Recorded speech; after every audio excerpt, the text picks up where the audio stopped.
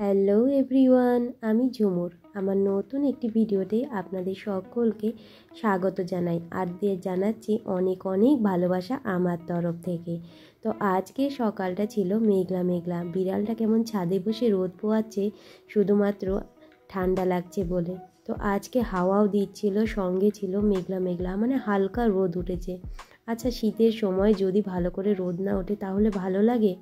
তবে ভালো তো লাগাতেই হবে, কারণ দিন তো এগোচ্ছে, ঘড়ির কাঁটা তো ঘুরছে, তো আমাকে রান্নাবান্না তো করতেই হবে টাইম মতো। তো আজকে যেহেতু ও সকাল সকাল ডিউটি যাবে, তার জন্য আমি তাড়াতাড়ি করে রান্নাটা কমপ্লিট করতে যাচ্ছিলাম। তারপরে তো আবার বাচ্চার স্কুল তো রয়েছেই।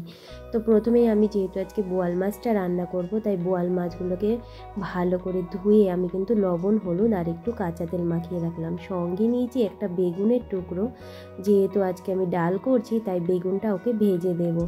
প্রথমেই আমি মুগ ডালগুলোকে ভালো করে ভেজে নিচ্ছি। তারপরে দেখুন, মুগ ডালগুলোকে ভেজে রেখে দিয়েছিলাম, তো বাচ্চা খেলা শুরু করেছে আমার ডালের সাথে।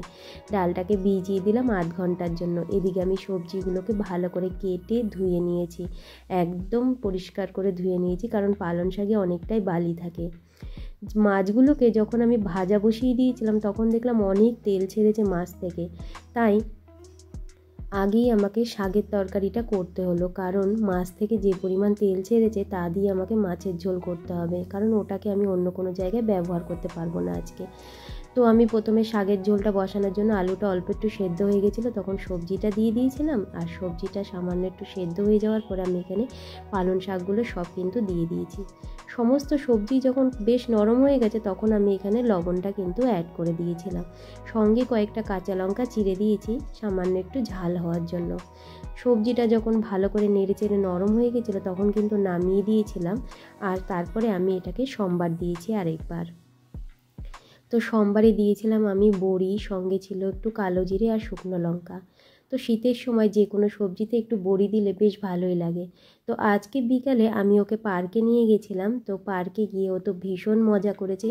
তবে এখন তো সন্ধে খুব তাড়াতাড়ি হয়ে যায়, প্রায় 5টাতেই সন্ধে হয়ে যায়, তো ওর জন্য প্রায় হালকা অন্ধকার অন্ধকার হয়ে গেছিলো, তাও কিন্তু মন ভরে আজকে দোলনা চড়ে এসেছে। প্রতিদিন নিয়ে যাওয়াটা সম্ভব হচ্ছে না, শীতকাল তাড়াতাড়ি অন্ধকার হয়ে যেতে চায়। তো এখানে আমার শাকের ঝোলটা এখন হয়ে গেল। তো আমি এখন বেশ এক মুঠো ধনেপাতা এখানে ভালো করে কুচিয়ে দিয়ে দিলাম।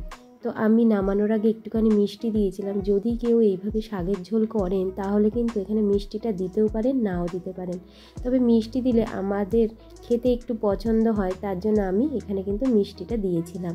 ওদিকে আমি ভাতটাও বসিয়ে দিয়েছি, যেহেতু আজকে তাড়াতাড়ি রান্নাটা কমপ্লিট করতে হবে। মাছ ভাজাগুলো সুন্দর করে ভেজে নিয়েছি। এই মাছগুলো ভীষণ ফাটে, যাই হোক তাও তো ভাজতে তো হবেই রান্না করতে হলে। তো এখানে আমার শাকের ঝোলটা হয়ে গেছে, এবার আমি মাছের আলুগুলোকে কড়াইতে ভাজার জন্য ছেড়ে দিয়েছি।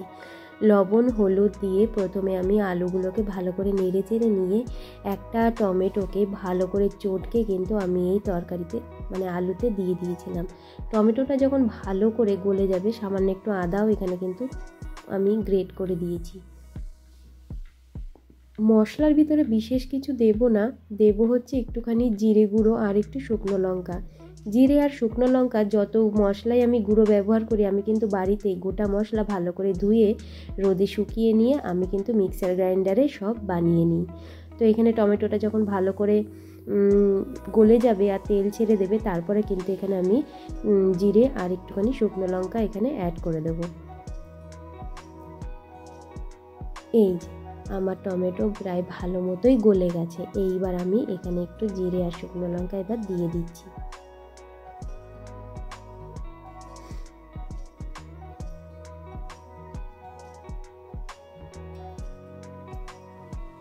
এবার এটাকে ভালো করে কষতে দেব যতক্ষণ না এটা থেকে ভালো করে একটা বেশ তেল ছাড়ে দেয়।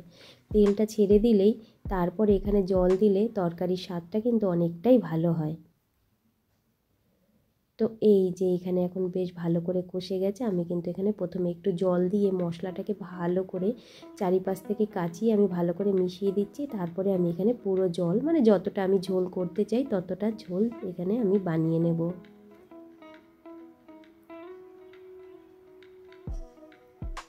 এবার ঝোলটা ফোটার জন্য আমি ঢেকে দিচ্ছি কিছুক্ষণের জন্য, তারপরে এখানে আমি মাছগুলো দিয়ে দেবো। আর মশলার ভিতরে সেরকম কিছুই দেয়া হবে না।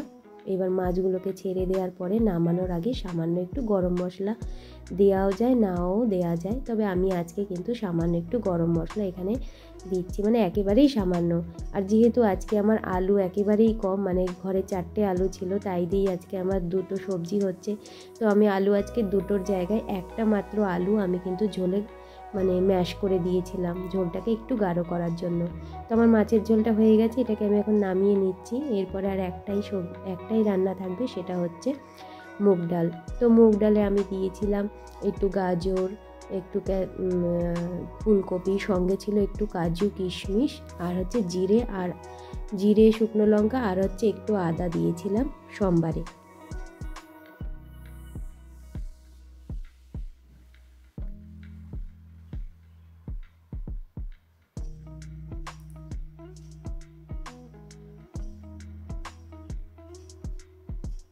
ভালো করে ভাজা হয়ে গেছে, আমি এখন এখানে ডালটা দিয়ে দিচ্ছি। আজকে যেহেতু ঘরে অনেকটাই ধনেপাতা রয়েছে, আমি কিন্তু আজকের মুগ ডালে একটু ধনেপাতা দেব, আর হচ্ছে সামান্য একটু ভাজা জিরে গুঁড়ো।